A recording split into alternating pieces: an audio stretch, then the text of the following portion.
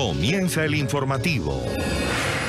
Bienvenidos. Continúa la alerta en los Estados Unidos por la llegada de la tormenta tropical Gordon. El fenómeno natural ha alcanzado vientos máximos sostenidos de hasta 100 kilómetros por hora y mantiene un desplazamiento a una velocidad de 25 kilómetros por hora. Los meteorólogos prevén que la tormenta se convierta en huracán categoría 1 en su paso por el estado de Mississippi. Gordon continuará desplazándose hacia el noreste del territorio, donde afectará, prevén los meteorólogos, con lluvias y fuertes vientos, los estados de Luisiana, Mississippi y el sur de Alabama. Son 13 millones de personas las que ahora mismo están en riesgo.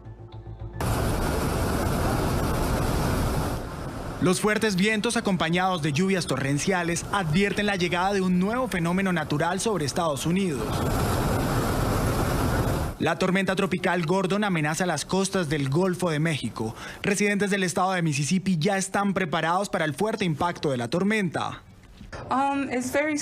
Es aterrador porque nunca sabes lo que pueda suceder. Otras familias de por aquí también están nerviosas.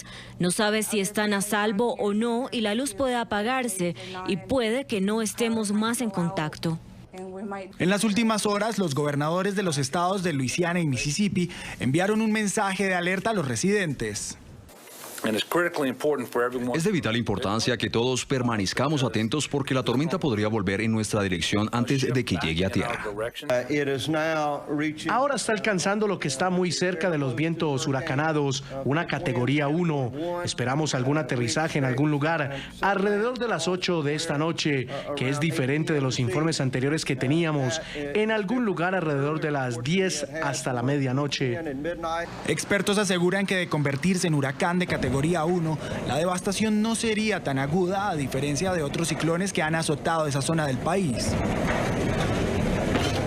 Podemos ver que a lo mejor los daños no sean catastróficos en algunas zonas, pero sí, todas las personas sí esperan que la marejada ciclónica aumente un poco. Asimismo, se estima que graves inundaciones se registren por causa de la tormenta. Toda esta porción que está bajo lo que es la zona amarilla, pudieran ver inundaciones fuertes debido a que el sistema se va acercando. En estas imágenes captadas desde el espacio se aprecia la magnitud del fenómeno que atemoriza a los ciudadanos. Se prevé que una vez toque tierra, Gordon se debilite mientras avanza hacia el norte del territorio estadounidense. En medio de protestas y gritos, Brett Kavanaugh, el nominado por el presidente de los Estados Unidos, Donald Trump, para convertirse en juez del Tribunal Supremo, defendió la separación de poderes. Esto lo hizo en el primer día del proceso de confirmación de su candidatura. En el Comité Judicial de la Cámara Alta, la oposición demócrata intentó aplazar las audiencias, asegurando que no tuvieron tiempo suficiente para leer más de 40.000 documentos sobre Kavanaugh que fueron entregados solo horas antes de que iniciara este trámite. Mr. Chairman, it is also... En medio de gritos y protestas, manifestantes recibieron a Brett Kavanaugh, el nominado a la Corte Suprema por el presidente estadounidense Donald Trump. Uno a uno, los manifestantes fueron expulsados de la sala del Comité de Asuntos Judiciales por las autoridades. Al menos 70 personas fueron arrestadas por desobediencia civil. Señor presidente, creo que deberíamos sacar a este maleducado. No deberíamos tener que aguantar este tipo de cosas. Espero que no sea estudiante de Derecho. De ser confirmado, manifestantes progresistas están preocupados por el futuro de los derechos sociales como el aborto. No es de promover el aborto, es de promover tomar la decisión para qué es lo que va a ser beneficiable para cada persona, para cada mujer en esos momentos tan difíciles. Esta colombiana vivió de primera mano un derecho que algunos de la izquierda temen pueda ser arrebatado. Kavanaugh podría sumarse a una corte más conservadora y revocar a Roe vs. Wade. Porque fue una decisión muy difícil para mi mamá. Mi mamá venía de Colombia, católica, en el cual el país, y ella pensaba que el aborto era mal, era un pecado, pero ella tomó una decisión que literalmente nos salvó la vida. La oposición demócrata también pidió que se aplazaran las audiencias por considerar que necesitaban más tiempo para revisar miles de documentos que recibieron el lunes. Simplemente recibimos la noche pasada, simplemente hace 15 horas, una cantidad de documentos y páginas que no hemos tenido la oportunidad de revisar adecuadamente, leer y analizar como debe ser. El Partido Republicano rechazó la petición. Todos deben entender que el juez Kavanaugh ha entregado más documentos que cualquier otro candidato, más que los últimos 5 candidatos republicanos y demócratas combinados. No se trata de documentos, no se trata de la calificación, no se trata de un récord. De lo que se trata es de la política en lugar de algunos cursos. Kavanaugh se presenta ante el Senado como un juez neutral en el inicio del proceso para lograr su confirmación. En cada uno de los casos, yo he seguido la ley. Y yo no tengo que tomar mis decisiones con base en prejuicios judiciales. No soy alguien que defiende mis políticas, sino que simplemente estoy defendiendo mis principios, la Constitución. De ser confirmado, Kavanaugh podría cambiar el balance de la Corte Suprema y consolidar un tribunal conservador. Desde Washington, Emiliana Molina, NTN 24. John Kyl fue nombrado como el senador que ocupará el escaño que dejó el recién fallecido John McCain. La prensa estadounidense reportó que Kyl aceptó el cargo que ejercerá hasta finales de este año. Esto significa que el gobierno de Arizona, estado que representaba a McCain, deberá elegir luego a otro legislador para que termine el mandato. La designación de Kyl resulta polémica para algunos, ya que se trata del mismo congresista que en el año 2005 propuso la salida voluntaria del país de todos los indocumentados. Estoy aceptando este nombramiento para ocupar el lugar que dejó vacante el fallecimiento de mi querido amigo, debido a mi sentido del deber hacia el Estado que amo y la institución del Senado a la que serví durante 18 años, porque el gobernador solicitó mi ayuda y porque estoy poniendo mi país primero, tal como el ocupante anterior de este asiento hizo todos los días durante más de 30 años. El gobierno de Canadá no va a ceder a las que considera demandas clave en la reunión que van a sostener sus delegados con los representantes de los Estados Unidos en Washington como parte de la renegociación del Tratado de Libre Comercio de América del Norte. El primer ministro Justin Trudeau reiteró que hay unos principios que no están dispuestos a revisar, pues son fundamentales para los canadienses. En el encuentro de este miércoles, ambas partes buscarán resolver algunas diferencias importantes sobre su visión del TLCAN. Siempre supimos que esto iba a ser un proceso largo y sabíamos que había problemas. Ahora nuestros negociadores regresan a Washington mañana para participar de una manera constructiva y colaborativa y ver si hay un acuerdo para todos nosotros allí. Como he dicho, necesitamos que los 3 países ganen, pero Canadá no firmará un acuerdo a menos que sea en interés de los trabajadores canadienses, de la clase media canadiense y de los canadienses en general. El lanzamiento de un nuevo libro vuelve a poner en aprietos al presidente Donald Trump. El periodista estadounidense Bob Woodward, reconocido por sacar a la luz el caso Watergate, dio a conocer algunos detalles de su obra titulada Miedo, Trump en el círculo interno del republicano. En el libro se menciona que Trump habría estado a punto de ordenar el asesinato del líder sirio Bashar al-Assad y en una ocasión llamó retrasado mental a su fiscal general Jeff Sessions. El magnate descalificó esta publicación en una conversación que mantuvo con Woodward. A tough look at the world and your administration and you. Right. Well, I assume that means it's going to be a negative book, but you know, I'm sort of 50% used to that. That's all right. Some are good and some are bad. Sounds like this is going to be a bad one. México activará al inicio de 2019 una estrategia para frenar la migración hacia los Estados Unidos. El presidente electo Andrés Manuel López Obrador anunció que su gobierno, que arranca el 1 de diciembre próximo, va a tener como prioridad dar incentivos en la zona norte del país para impulsar la economía local y que los residentes de ciudades fronterizas decidan quedarse, trabajar y hacer vida en territorio mexicano. Sea realidad el plan de crear una zona libre, zona franca a lo largo de toda la frontera de México con Estados Unidos. Entonces esta franca vamos a bajar el IVA a la mitad, vamos a bajar el impuesto sobre la renta también a la mitad, vamos a homologar los precios de combustibles y vamos a aumentar el salario mínimo al doble. Todo esto para impulsar la inversión, crear empleos y que sea la última cortina para que los mexicanos no tengan necesidad de emigrar, de ir a buscarse la vida del otro lado de la frontera. Bueno, estamos trabajando en eso.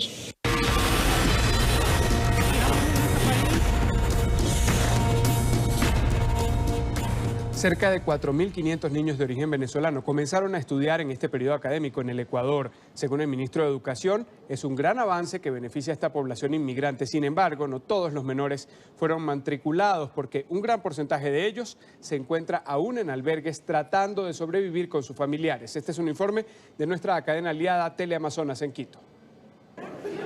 El número de estudiantes extranjeros en el sistema educativo ecuatoriano registra un importante incremento este año para el inicio de clases en la Sierra y Amazonía. Son 5.600 los niños y adolescentes de otras nacionalidades los que compartirán aulas con los ecuatorianos.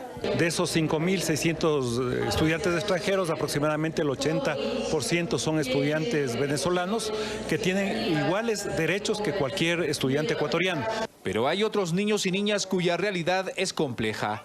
Ellos viven en este improvisado campamento en los exteriores de la terminal terrestre de Carcelén, en el norte de Quito. Sus padres sin hogar, sin trabajo, no los inscribieron en la escuela. Sí pensé, pero no pensé que la cosa fuera tan dura aquí. Y también los ecuatorianos discriminan a uno y también tengo por temor que vayan a discriminarlos a ellos por ser venezolanos.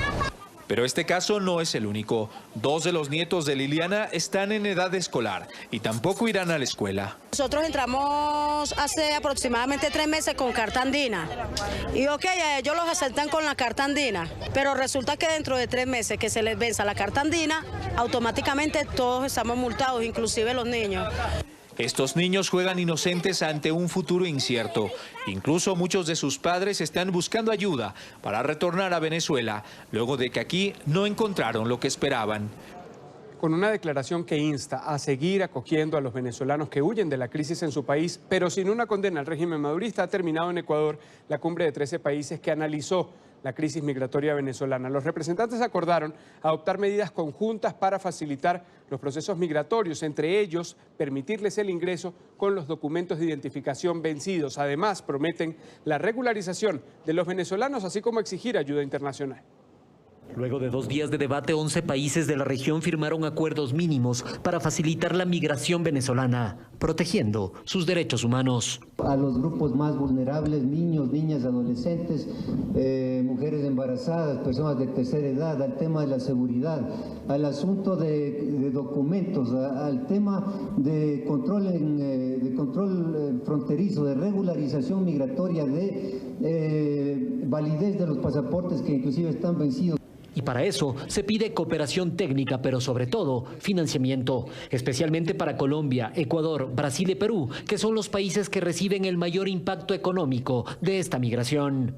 Con objeto de que podamos no solamente asistir directamente a los nacionales venezolanos, sino también para fortalecer los servicios públicos que los estados brindamos a estos extranjeros en nuestros territorios.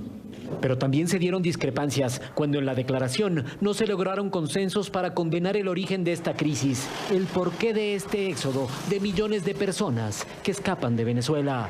Reconocer que esto no vino del cielo, no es que los venezolanos un buen día se pusieron en la mente salir a caminar y salieron a recorrer América Latina. Esta no es una situación de turismo, lejos de eso. Esta es una situación humanitaria, grave, generada en una crisis en la cual tenemos que estar conscientes. Una cuestión política, económica y social. Acá no hubo ninguna condena al gobierno de Venezuela, pero sí el origen de todas estas cuestiones se basan en los 3 elementos que acaban de citar. Mas Bolivia se negó a firmar un texto que incluya cualquier referencia a la situación política en Venezuela. La delegación boliviana seguía un lineamiento, una instrucción concreta de su gobierno en el sentido de que no podía acompañar la declaración. Y es que con República Dominicana tampoco apoyaron el pedido de los países de la región al gobierno de Nicolás Maduro de que acepte ayuda internacional al menos para los extranjeros que viven en su país. Que nuestras comunidades en Venezuela sientan que sus estados de origen los tienen presentes y que haremos todos los esfuerzos necesarios para asistirlos y protegerlos como corresponde. Buscar mecanismos que permitan en algún momento dado la repatriación de nuestros nacionales y sus familias en caso de extrema urgencia. Así es que en el caso de México podría decirles que no dejamos de trabajar en esta posibilidad de evacuarlos si es necesario en caso de que haya una emergencia. Aunque también se llegó al compromiso de en futuras reuniones seguir tratando el tema migratorio como una crisis humanitaria, reforzando también la ayuda de Naciones Unidas y sus agencias. Desde Quito, Jean Paul Bardellini, NTN 24. En Chile, parlamentarios le piden a la nueva comisionada de Derechos Humanos de la ONU y exmandataria Michelle Bachelet un rol protagónico en esta crisis humanitaria que padece Venezuela. Organizaciones de venezolanos residentes en territorio chileno también anunciaron que le van a enviar una carta a Bachelet para solicitarle un pronunciamiento sobre los presos políticos del régimen de Nicolás Maduro. Desde la Comisión de Relaciones Exteriores de la Cámara de Diputados de Chile se escucharon las primeras voces pidiendo a la nueva comisionada para Derechos Humanos de Naciones Unidas, Michelle Bachelet, un pronunciamiento por la crisis humanitaria que padecen los venezolanos. Desde el cargo que ostenta hoy, la expresidenta Bachelet debe ejercer un pronunciamiento y hacer un rechazo de lo que está ocurriendo hoy día en Venezuela. Hoy día hay una grave crisis política de derechos humanos, una grave crisis humanitaria, y ella tiene que pronunciarse y juzgar lo que está haciendo el dictador Maduro. Los parlamentarios chilenos además insistieron en que Bachelet debe buscar alternativas para llamar la atención de los gobiernos de la región que están vulnerando los derechos de sus ciudadanos. Nosotros hacemos un llamado fraternal a la presidenta Bachelet como expresidenta chilena a que asuma un rol liderando el llamado a los países y sobre todo teniendo en claro que los colores políticos acá no corren. Los derechos humanos son transparentes, son para todas las personas y en ese sentido la urgencia debe ser siempre la misma. Por su parte, organizaciones de venezolanos residentes en Chile confirmaron que enviarán una carta a Bachelet pidiendo que desde su nuevo cargo aborde temas como la escasez de alimentos que padece Venezuela y las detenciones arbitrarias de líderes opositores. Pues de alguna manera hemos propuesto una carta en la cual se le solicita, se le exhorta a Michelle Bachelet, ahora alta comisionada por los derechos humanos, que promocione de alguna manera, defienda los derechos humanos en Venezuela. El primer tema que abordó Michelle Bachelet en su nuevo cargo fue la condena a 7 años de prisión que recibieron en Birmania 2 periodistas de la agencia Reuters acusados de violar secretos de Estado. Sin duda hay gran expectativa en Chile por lo que pueda hacer Michelle Bachelet como alta comisionada para los derechos humanos de Naciones Unidas, específicamente en todo lo que compete a América Latina. Soy Juan Pablo Monsalve, este es un informe para NTN 24 desde Santiago de Chile. Mientras tanto, Estados Unidos, en calidad de presidente del Consejo de Seguridad de la ONU, ha convocado a sesiones especiales para debatir las crisis en Venezuela y también en Nicaragua. Por una parte, Washington prevé discutir cómo la corrupción ha deteriorado el Estado venezolano y por otra, evaluar el deterioro de la paz y la estabilidad en territorio nicaragüense. Alejandro Rincón, en Nueva York, tiene la información. Alejandro. Hola, es un gusto saludarlos desde Naciones Unidas en Nueva York. Estados Unidos asume la presidencia del Consejo de Seguridad en un momento crítico para las Américas. Por una parte, Washington ha expresado su compromiso con tratar de reunir más apoyo en la comunidad internacional para resolver la crisis en Venezuela. Por esa razón, para el próximo lunes 10 de septiembre se ha convocado una sesión titulada Venezuela y corrupción. A continuación, las declaraciones que entregó la embajadora Nikki Haley sobre este encuentro.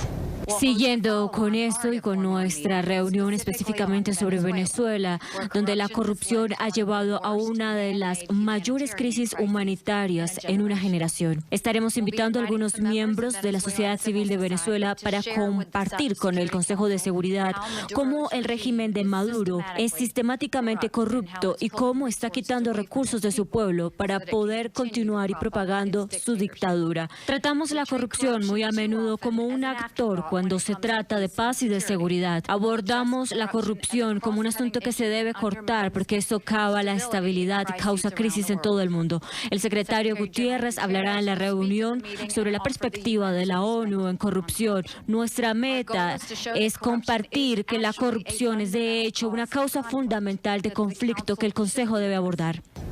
Sin embargo, el punto de arranque de esta agenda de trabajo despega el miércoles, cuando el Consejo de Seguridad se reúna para debatir asuntos sobre Nicaragua.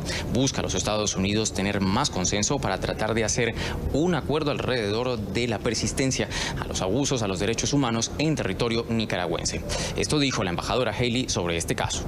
Es importante que el mundo escuche los más últimos avances sobre la violencia en Nicaragua. Es crítico que el Consejo se pronuncie sobre la situación, cómo va el diálogo político y qué está haciendo la Organización de Estados Americanos para ayudar en la situación. Estamos en contacto con la OEA y nuestra meta es apoyarlos mientras atraviesan por ese proceso.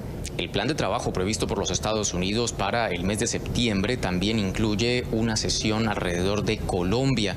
No se entregaron mayores detalles sobre cuál es el contenido de este encuentro. Sin embargo, es un hecho conocido que el canciller de Colombia, Carlos Holmes Trujillo, aquí mismo en la sede general de Naciones Unidas, pidió en días pasados que el Consejo de Seguridad respaldara la extensión de la misión de verificación a los acuerdos de paz establecidos con las FARC. Muy probablemente esta sesión esté relacionada con esta petición del gobierno colombiano a Naciones Unidas. Todo lo que tenemos para ustedes por ahora. Continúen con más en el informativo. Gracias, Alejandro. Y pese a toda evidencia y reportes de diferentes organizaciones defensoras de derechos humanos, el presidente de Nicaragua, Daniel Ortega, sigue rechazando que en su país exista represión. En entrevista con la agencia de noticias EFE, también negó tener presos políticos y ha culpado a Estados Unidos y a la que llama derecha latinoamericana de causar la crisis que vive su país. El presidente de Nicaragua, Daniel Ortega, dijo que en su país no hay represión y acusó a Estados Unidos de apoyar a quienes protestan en su contra. Se enfrenta un proyecto que no es del agrado de los Estados Unidos. Y Estados Unidos tiene una influencia enorme en los organismos internacionales. Asimismo, el mandatario nicaragüense rechazó tener presos políticos, como denuncian organizaciones civiles y de derechos humanos. No tenemos presos políticos. Aquí los que están detenidos por crímenes que se han cometido en contra del pueblo. Y si están siendo sometidos pues a los procesos correspondientes. A nadie está detenido aquí por sus ideas ni por su activismo político. Cuestionó además por qué debe haber observadores internacionales en su país. Yo no veo que exista iniciativas de este tipo cuando se presentan grandes conflictos en Europa.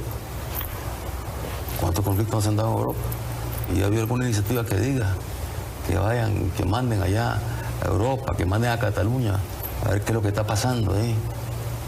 Que manden observadores internacionales, a ver qué es lo que está pasando, porque bueno, los catalanes tienen su punto de vista y yo los escucho. Y ahí hubo una elección. Una elección, bueno, y luego hubo persecución, encarcelamiento. Hay catalanes presos todavía ahí en Madrid. Y yo no he escuchado ningún organismo de derechos humanos en Europa o en Naciones Unidas preocupado por lo que está pasando en Cataluña. Esto luego de que el pasado 31 de agosto el mandatario expulsara a la Comisión de Derechos Humanos de la ONU, después de que el organismo presentara un informe en el que condena el alto grado de represión del gobierno a las protestas ciudadanas. Nicaragua vive una profunda crisis política y social desde el pasado 18 de abril, cuando estallaron las protestas para exigir la dimisión de Ortega, quien está en el poder desde 2007. Entre 481 y 317 oscila la cifra de personas muertas por la represión del gobierno de Ortega, según denuncian la Asociación Nicaragüense Pro Derechos Humanos y la Comisión Interamericana de Derechos Humanos.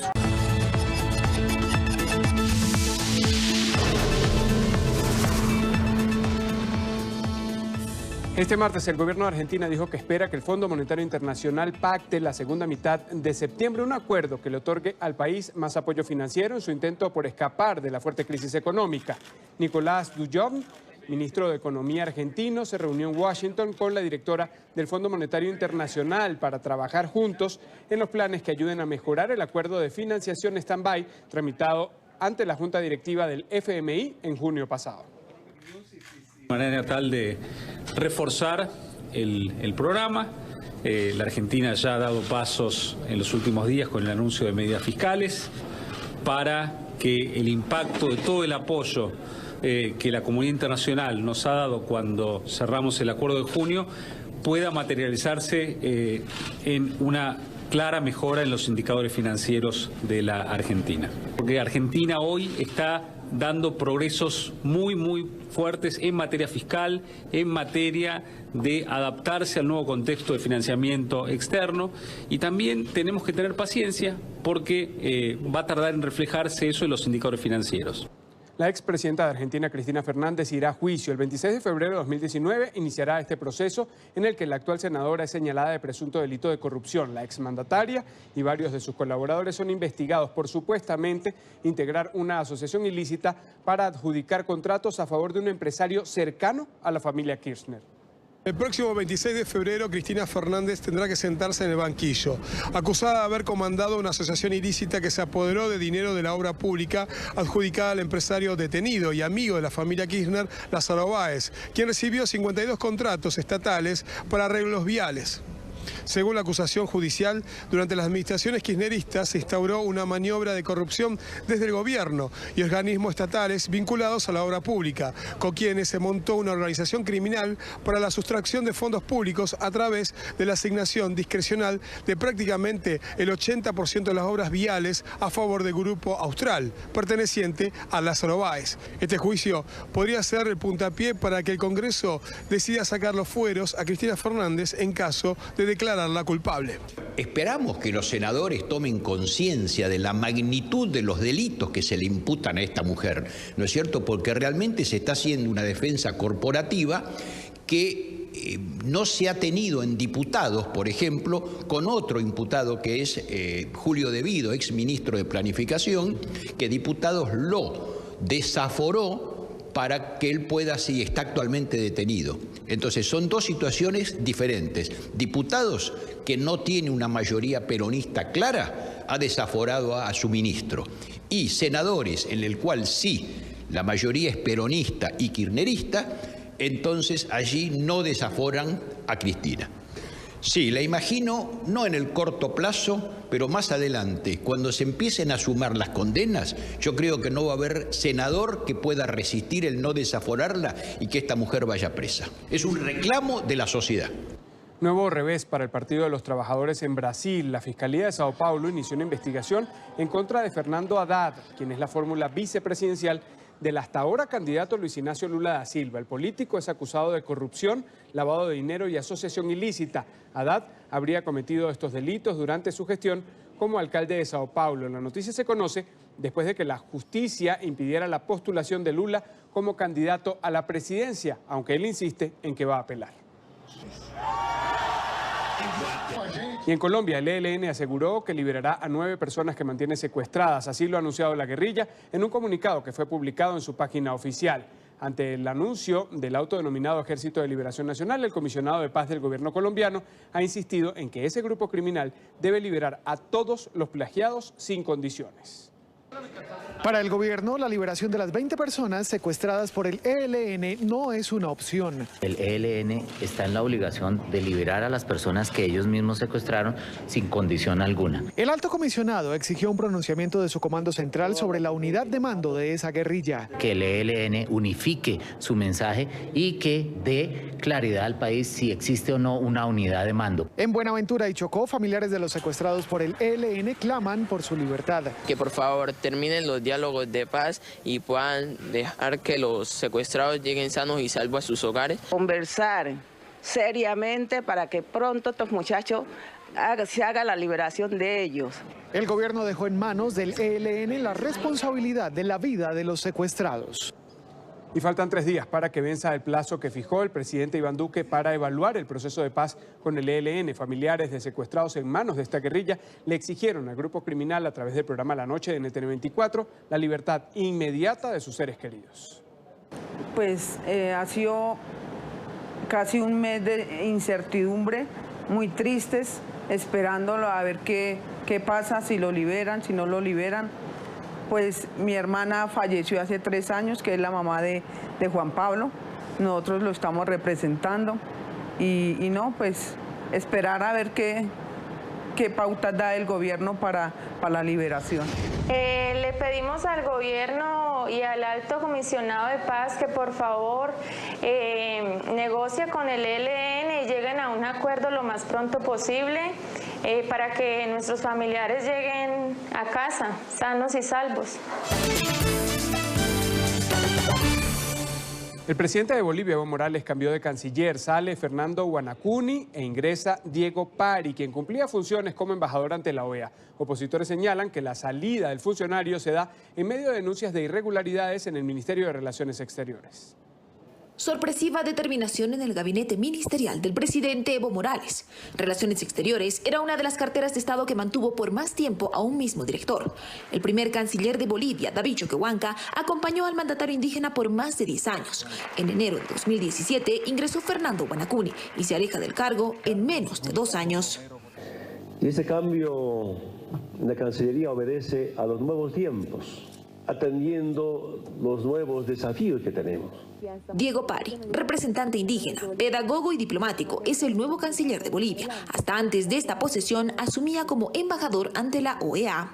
Bolivia ha mostrado y muestra solidez y estabilidad. Mantiene un amplio diálogo respetuoso con todos los países y ejerce sus relaciones internacionales a través de la diplomacia y el diálogo. ¿Por qué se va Fernando Guanacuni? Pocas explicaciones se dieron al respecto. Y aportar en ese terreno fértil es un honor, es un placer. Yo agradezco la oportunidad que me ha dado el presidente. Dicen que es bueno salir por la puerta grande. Yo tengo el honor de salir por la casa grande del pueblo. Aunque el presidente Evo Morales hizo referencia a cambios en nuevos tiempos e insinuó que Guanacuni asumirá otras funciones en el servicio exterior, opositores aseguran que existían denuncias sobre irregularidades en la Cancillería y que esa sería la verdadera causa de la modificación en el gabinete.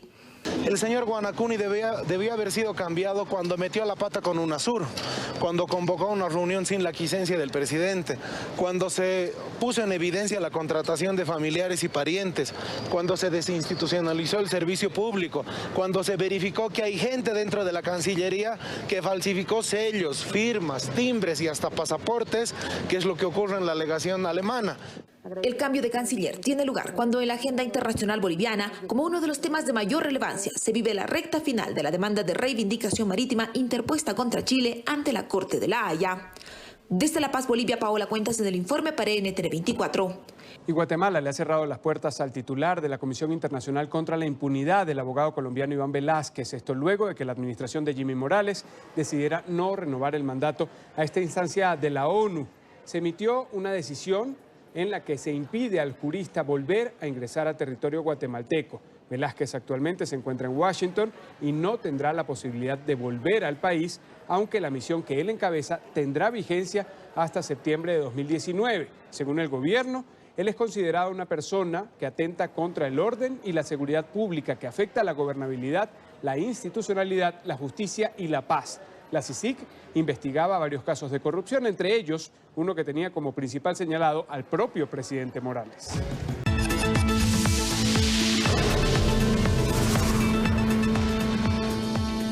Gracias por continuar con nosotros. Polémica propuesta del presidente del gobierno español, Pedro Sánchez. Él ha planteado realizar un referéndum en Cataluña para consultar a la población sobre las competencias que tiene el gobierno local dirigido en este momento por los independentistas. La oposición ha rechazado esta iniciativa.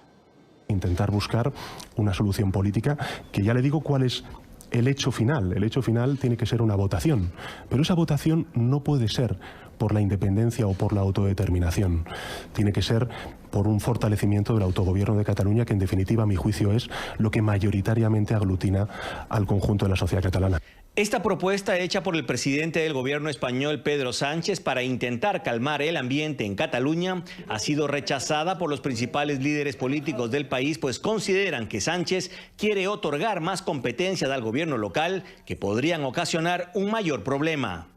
Esta propuesta de Sánchez podría terminar permitiendo al gobierno local de Cataluña la creación de un sistema judicial propio, con un Consejo de Justicia catalana independiente, entre otras cosas. Para la oposición, Sánchez continúa equivocándose en este asunto. Y si finalmente es verdad que ha pactado una consulta para aumentar el autogobierno en Cataluña al dictado de los independentistas, lo que le decimos es que no convoque una consulta en Cataluña, sino que la convoque en toda España.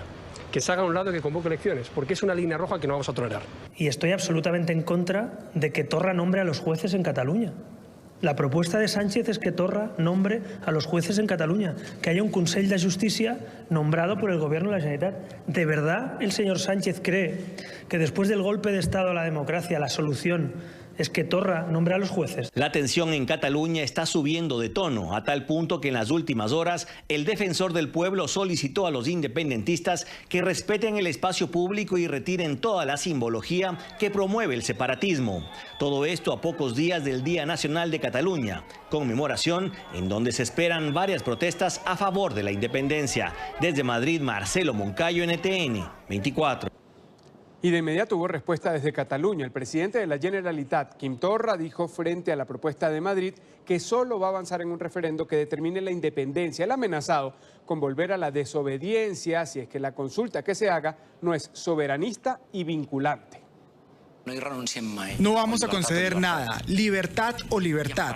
Con el telón de fondo del 1 de octubre y las grandes luchas por la libertad que todos tenemos en la memoria, como Martin Luther King y los derechos civiles, propongo una acción en la que cada catalán pueda participar si lo acepta.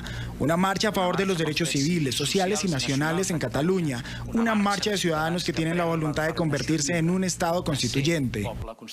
Nuestro punto de partida es el referéndum de autodeterminación del 1 de octubre, la gran manifestación del 3 de octubre y la proclamación de la independencia el 27 de octubre. Estos son nuestros puntos de partida. En Francia se agudiza la crisis ministerial del gobierno de Emmanuel Macron en medio de fuertes críticas, renuncias y la caída en su popularidad. Macron hizo este martes varios nombramientos de ministros con la esperanza de inyectar nueva vida a su agitada administración después de un ciclo de problemas y antes de otra ronda de reformas. El mandatario se ha visto obligado a entrar en acción después de diferentes inconvenientes en el Ejecutivo, como el caso Benalla y también la renuncia inesperada de algunos de sus acompañantes en el Ejecutivo. La popularidad de Macron comenzó a disminuir antes del verano porque hay un desgaste natural que le sucede a todos los presidentes después de un año en el cargo. Y luego estaba el problema de Benalla, que realmente dañó su imagen durante el verano, cuando los franceses estaban más pendientes de este caso que saturaba los medios. Después de Benalla estaba el problema de Hulot, que fue el segundo golpe y sorprendentemente Macron no fue capaz de lidiar con esa crisis. No sabía cómo responder y él mismo profundizó en esa crisis hasta el punto de ser muy débil. En India, al menos 25 personas resultaron heridas luego del colapso de un puente en la ciudad de Calcuta. Fuentes oficiales señalaron que equipos de rescate aún trabajan en la zona para ver si alguna persona está atrapada entre los escombros. Testigos del hecho afirmaron que vieron automóviles caer desde el puente. El primer ministro del estado de Bengala Occidental afirmó que no habría víctimas mortales, aunque las autoridades no dieron mayor información sobre el colapso. Se pudo conocer que el puente tenía 40 años de construido. Hasta ahora no se han reportado víctimas, no hay noticias de muertes. Hay 8 personas heridas y ya fueron llevadas al hospital, pero están estables. Los invitamos a conocer esta celebración. Se trata del Día Nacional del Vino en Chile, donde propios extraños brindan y degustan de buenas cepas, además de la calidad y variedad de esta bebida producida en el país. La fiesta la organiza la Asociación de Vinos de Chile en una de las viñas más tradicionales de esta nación al sur del continente americano. Y así finalizamos este informativo en NTN 24, el canal de las Américas, agradeciendo como siempre su atención y compañía. Sigan informados en Twitter, @NTN24 y www.ntn24.com. Hasta pronto.